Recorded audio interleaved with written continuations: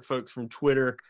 Jeremy Attaway is the editor of dogsports.com. We've got Sarah G., who is, I think, the queen of UGA Twitter, and Tyler Waller, Tony Waller, golly, because your Twitter handle is Tyler. That's what gets me. Tony Waller, who is one of the co-hosts of Waiting Since Last Saturday. We were waiting on Senator Lutarski, who runs the Get the Picture, one of the original blogging sites for Georgia sports and Georgia football specifically. But two things I want to talk about tonight.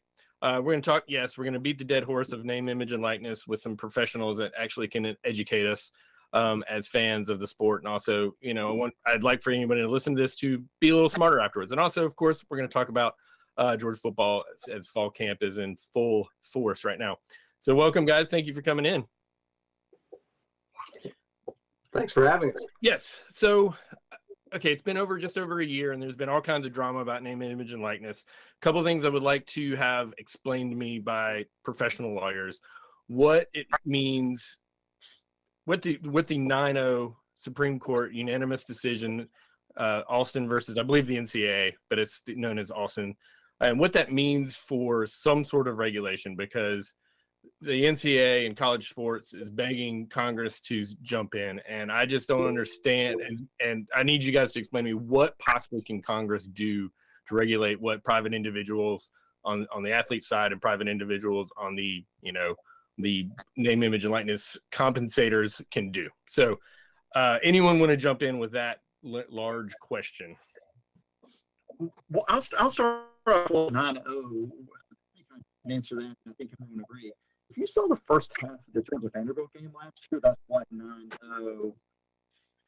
When you throw in Kavanaugh's concurrence, he basically said, "I wish you would." And it was 14 pages, but from the big picture perspective, look, I never practiced antitrust law, and I have the barest knowledge about it, but it was basically the Supreme Court said anyone that has had longer than 2 days of antitrust law would know that what you're proposing is patently illegal under the Sherman Antitrust Act. We don't decide whether or not there's some other stuff there, but it's like, don't even come to us for the anymore. That's the most basic layman's version you can get. I mean, that's how I understood it too. It was a complete rebuke of everything and the infrastructure of how the NCAA is operated with these uncompensated athletes who have generated massive amounts of money for a majority of programs at the Power 5 level.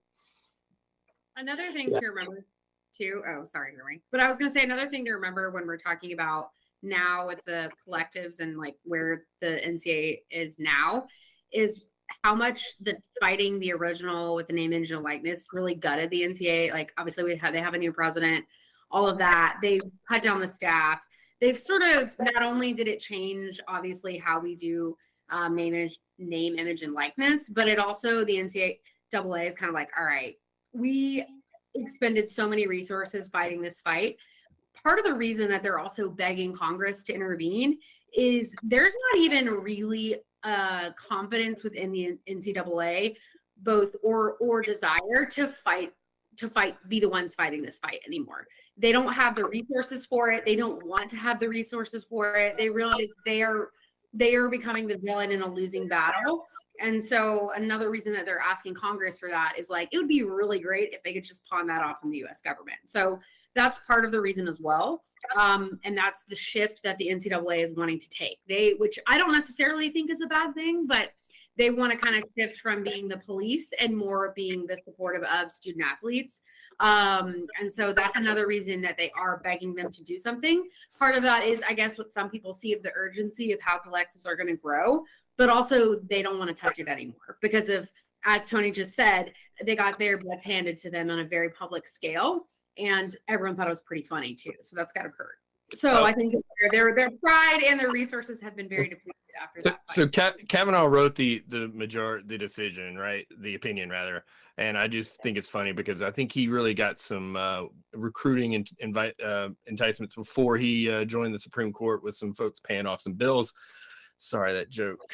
a little wordy there. And Jeremy, actually, Gorsuch wrote the majority opinion. Oh, Gorsuch. Yeah. Concurrence that was like, this doesn't go far enough. And by the way, don't you dare bring this back up in here. But it was, I mean, so you asked the question about Congress. I don't think Congress is going to do anything. First off, if they haven't given the NFL or NBA or the NHL or anyone besides baseball an interest exemption, I really don't think they're going to be so like in a giving mood to an organization. For my money, I think actually got exactly what they wanted, which is delayed the Alston opinion as long as humanly possible to bank money. I know there's a lot of people out there who say the NCAA seen this coming. I think they did see it coming, and they realized their only recourse was to keep throwing the ball out of bounds to keep the clock going. Yeah, I think Tony's got a good point there. The decision was not a surprise, I don't think, to the folks at the NCAA. If they're having their most honest moment, the drift of the federal judiciary and the Supreme Court especially has been more toward sort of a University of Chicago law and economics kind of background where the fundamental presumption is that if at all possible, you avoid infringing on people's right to engage in free contracts. And so it was always going to be a hard sell for the NCAA to say, we know better than voluntary payees and voluntary payors in a situation where people have the right to make their own bargain. That was always going to be difficult for them. But what it's done now, really we're in a very unsettled kind of no man's land. As Sarah pointed out, the NCAA really doesn't know where they fit in the firmament anymore. I can also tell you from having talked to some folks that a lot of schools compliance folks don't quite know where they fit now, because so much of their time in the past has been spent educating student athletes about avoiding a lot of entanglements, which now are selling points at the schools. And so it is a really weird kind of vertigo when you talk to those folks now about what exactly they are supposed to be doing. And they also desperately want guidance on exactly how this is going to come about and how it's going to evolve. So without an antitrust exemption, can Congress write a law without any sort of collective bargaining to limit any of these opportunities? Yeah, go ahead, Tony. Sure. Yeah, Congress can carve out whatever they want. I mean, again, I'm not an antitrust lawyer, but I would presume it would require them amending the Sherman Antitrust Act, which they've done before. I mean, that's part of what I don't want to speak out. I don't want to speak out of league because I'm not an antitrust or a labor attorney, but I think you could see a situation where they would carve that out. I feel like they're just. It's not going to happen. I mean, if it's, I mean, it's no, not. I don't see a world where it could. Yeah. And also, I think you have to remember, is with anything with politics, like there's the legal aspect of it, and obviously politicians are much more concerned with the optics of everything. And I think that, you can talk to whoever you want and talk about professional sports, and you can have the debate of whether college is professional sport now, but there is still a look of like, oh, well, we don't want these. I mean, I've had people respond that plenty of times, like these kids shouldn't be making this kind of, these kind of amounts of money. And I'm like, if they were going straight into the NBA, if they were getting drafted baseball out of high school, they would be, but we just aren't there yet where we understand that. I mean, somebody was like, people are having trouble getting paid, making ends meet right now. And this kid is getting paid.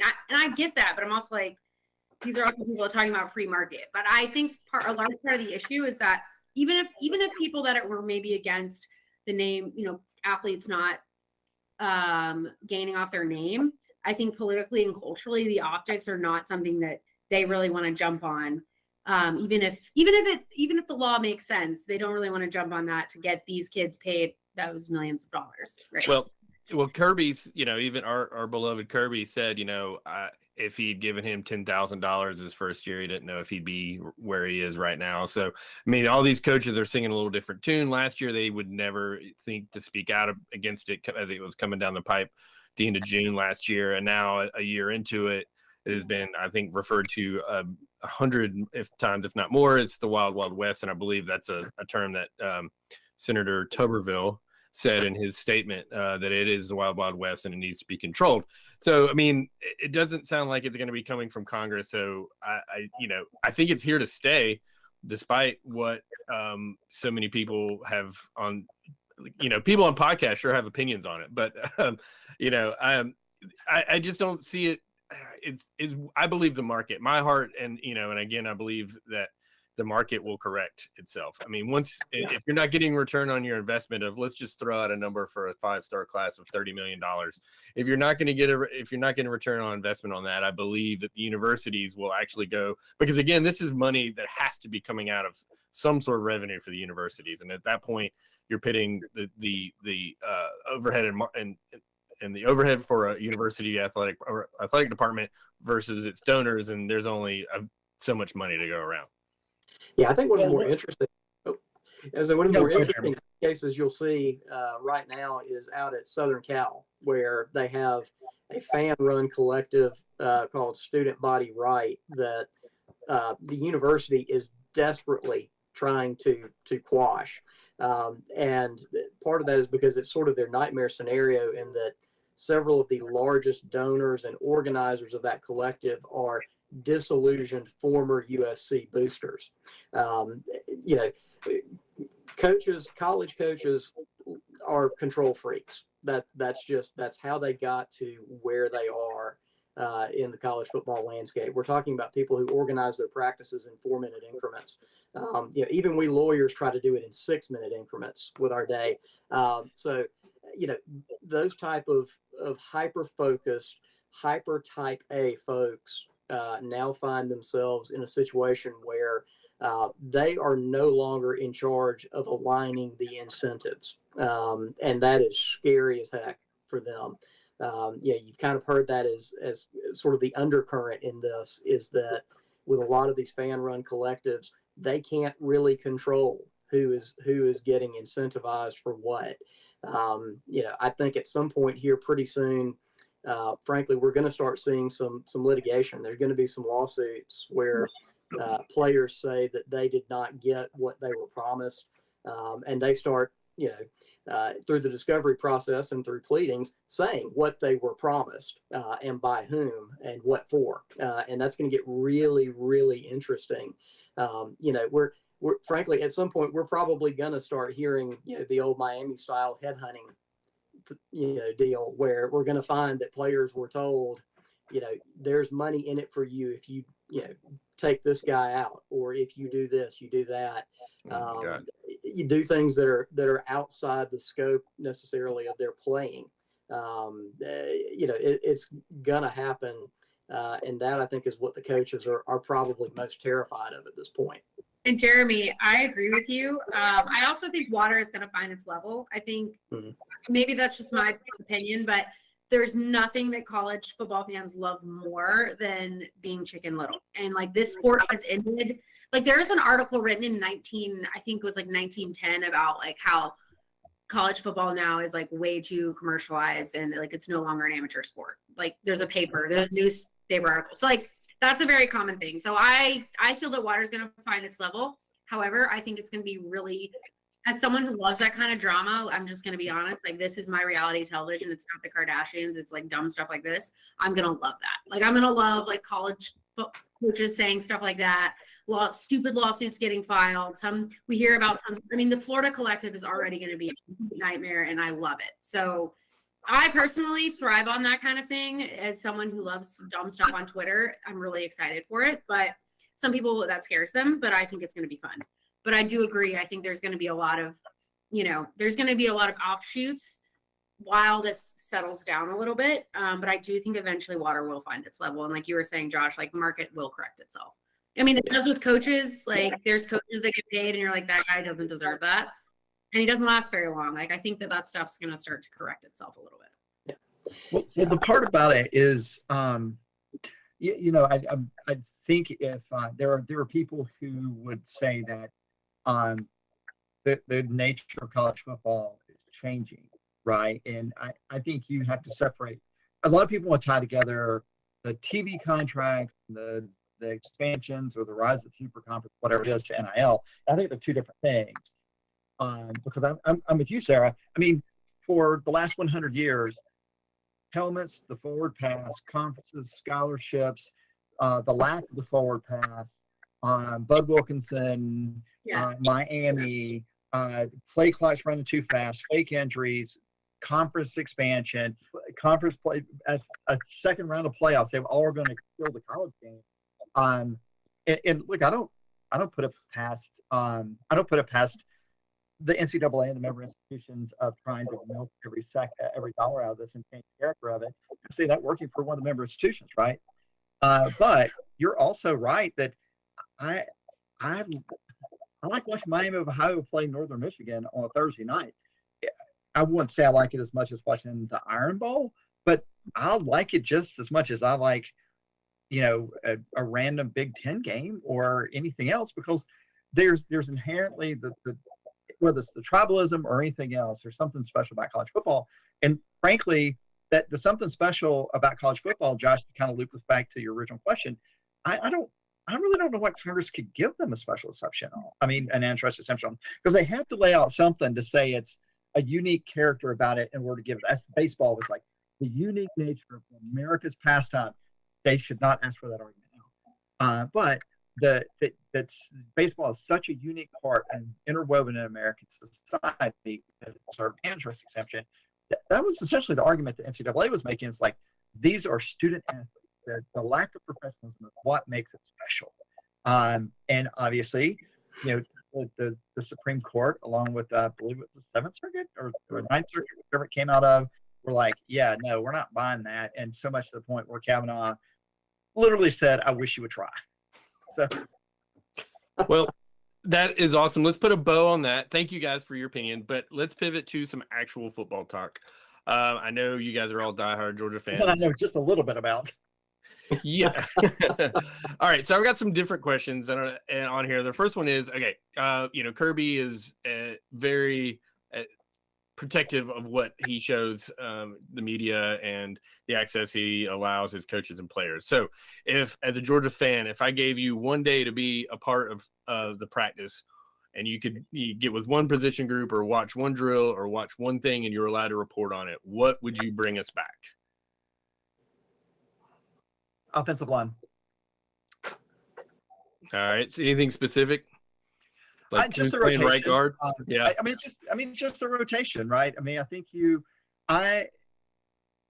we'll get to see plenty of tight ends and plenty of running backs, and we know who the quarterback's going to be. But a lot of what we're going to be able to accomplish, if we're going to be able to hide Stetson's game manager abilities, we're going to have a decent offensive line.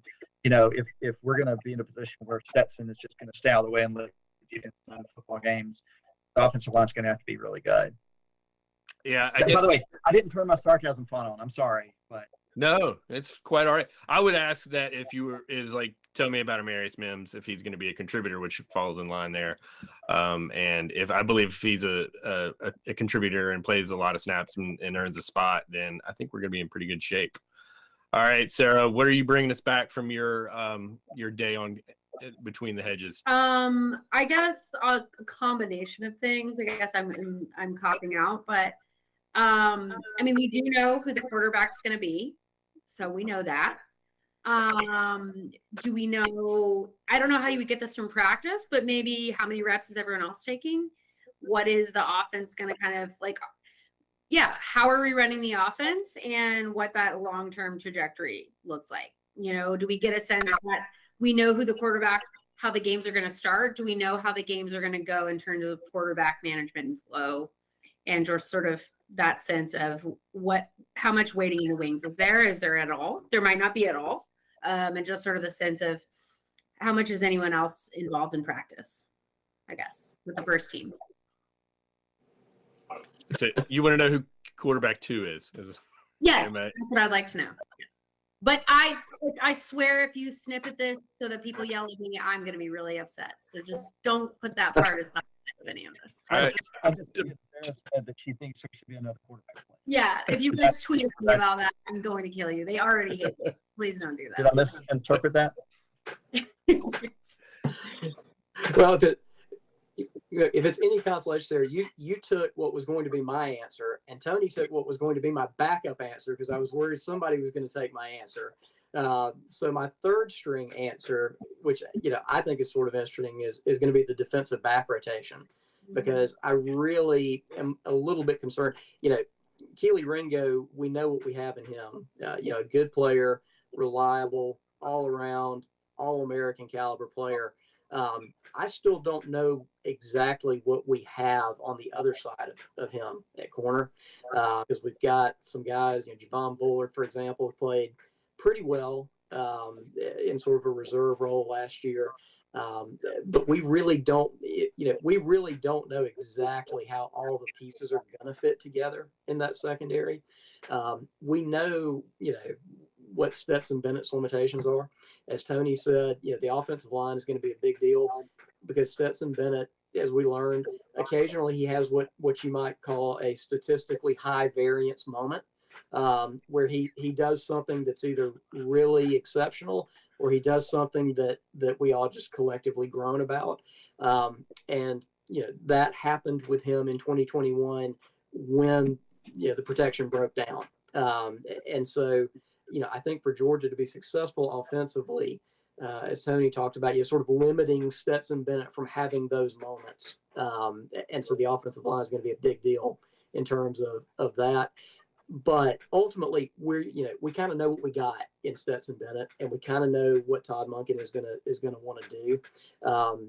We don't really know what we're going to get out of Stacey Searles. That's the thing that sort of worries me. As a Bulldog fan and as a longtime observer of SEC and ACC football, I've seen Coach Searles coach some really good offensive lines. I've also seen him coach some really mediocre offensive lines. When you have guys like Broderick Jones and Cedric Van Pran Granger, that's a good start.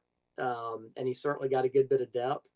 But that being said, we don't really exactly know, how much of that depth is really going to come to the fore with this group. And we're really, only 1 or 2 injuries away from some serious questions there. Well, can I add a 1A, Josh, if you don't mind? By all means. I definitely want to see the second oldest player behind Stetson Bennett, Brett Thorson, kicking a football. You're baiting me so much, Tony. I can't. I'm actually frankly disappointed you didn't start there. Well, actually, he actually talked about that in the post-game presser yesterday. I don't know if you got a chance to check it out. He said, he immediately said, we don't have a Jake Camarda back there anymore. So he mentioned having to get more hang time and get better in coverage. So I said that somebody on Twitter asked what's going to be one of the player we're going to miss the most. And I half jokingly said Camarda because he was great. I loved Camarda, and he was, people do not, this was down to our defense, but I think this was working in tandem. People don't talk about how amazing our starting field position was last year and how crucial that was for us winning a national championship. Defense with a good punt. That was really important. So I am all on the Camarda train. All right. So my if I could go in there, obviously I'm just selling product at this point because I definitely would go into the tight end room. And it's the low hanging fruit, but I am genuinely, I've heard it a lot. James Cook was so special and so electric and so explosive last year he came out of the backfield a lot, but so many of those plays out wide, both in 2020 and last year. I just want to see if we kind of know what Eric Gilbert is, and we know what Darnell is. And we've seen an awesome year. I don't think we've seen all of Brock Bowers, and I believe that he can play and could line up in that true H-back spot in the backfield and really, like, because, a couple of those plays he had last year were modified swing, swing passes, which, if he lines up out there and chips somebody and goes out, it's just going to be, that's definitely what I'd like to see, is like Monken is definitely going to expand what he can do offensively. So those are I agree with that. I think I agree with that 100%. I maybe I'm just too much of a fangirl, but I legitimately think we don't know everything that we've seen. Like, no, I totally agree. Yeah.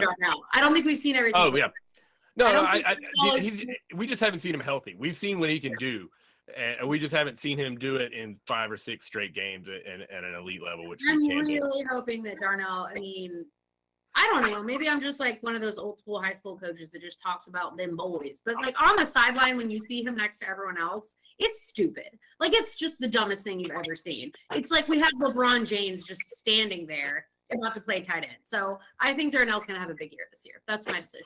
All right.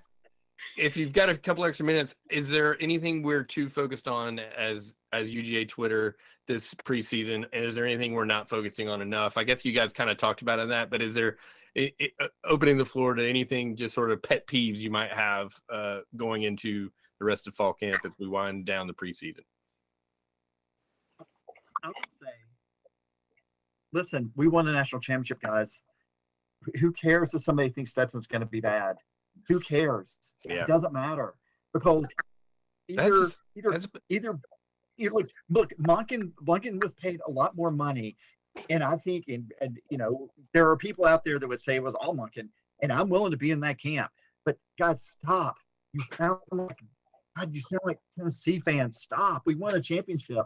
We don't have to like rush in and Twitter shame everybody that says anything bad about Georgia. Either we go out there and go 12-0, and whatever happens after that happens, or we don't. But I don't think we're going to be in a moment this season where, we're like, God, what happened? We're 8-4, and it's like Ed Ogeron. It's just, we're not in that situation. I'm sorry, you were asking about schematic, but no, that's 100% what I wanted to hear. Is your pet peeve really would have been a better, because that's how I've been this whole. It's like, you can say anything you want to me. We won. I just don't care. I do not care. Yeah, can't fix it. I don't care. I don't want to steal again from Jeremy, but I'm going to. I think we're focusing too much on like how many people left our defense. Like, again, first of all, we won a national championship. So we're also our defense didn't get gutted like 2019 LSU offense. So just it's gonna be okay. And also, I guess, this is stealing an answer, we won a national championship. I would have Kirby run every defense I've ever had and not be worried about it. So I'm not worried about it. So I think we don't need to focus on that. I think when we watched that draft and we watched that combine, you were like, holy crap. All I could think when I watched the combine was, thank God we won a national championship, because I would not have made it mentally intact watching that talent that we had if we had not won. So we did, and we can do it again, and it's going to be fine, and it's going to be a great year. I pulled up my little cheat sheet of stats, Sarah. We have 1, 2, 3, 4, 5, 6, 7, 8 guys with at least 150 snaps and PFF grades of 70 plus coming back on defense. That's ridiculous. We have and so yes, to your point, these guys have been waiting for their time to shine. We lost a couple guys to the portal. Latavius Brini went to Arkansas. But that defense, those guys believe in it. They're bought in, and I think they're not going to allow 10.8 points per game. But I mean, hell, it's not going to be over 15 a game. I mean, it's just going to be just awesome. Jeremy, take us out of here. What's your pet peeve? Yeah, Sarah, correctly guessed what mine was, which was going to be people freaking out about Georgia giving up 16.2 points a game rather than 10.8. And me saying, do you honestly think that Arik Gilbert, another year of Brock Bowers, and the rest of that receiver rotation is not worth 5.8 points a game? Right? That's something that we're going to see is, a lot of national commentators saying, oh, this is not the Georgia defense of 2021. Who cares? Yeah, nobody is. Yeah, it doesn't need to be. It's still going to be a top 5 defense. And so, yeah, that really is going to be an issue. The other one for me, 1B, again, has to be Stetson Bennett. And part of it is just the fact that I'm talked out about, Stetson Bennett's abilities and limitations. Look, we know what Stetson Bennett is. He is a gamer with a very good arm, not an NFL arm. He has good legs. He doesn't have elite, taller than Bryce Young. Yeah, he's tall enough, but he's not going to win the combine. He is what he is at this point, and he's going to do some stupid things. That's just, it's going to happen, and people are going to be upset about that, and that's fine. But they just really need to learn that at this point he is what he is, and what he is in fact a very efficient quarterback. If you give him the time to deliver the ball. He's a guy who makes the reads. He does plenty for this Georgia team to go back to the SEC championship. And spoiler alert, my prediction for the SEC, get squashed by an Alabama team that's going to be really, really good this year. And that's fine. Doesn't matter. Still got a ring. Don't care. Beat Florida, I'm fine. Beat Florida. Yeah. Yeah, absolutely doesn't bother me.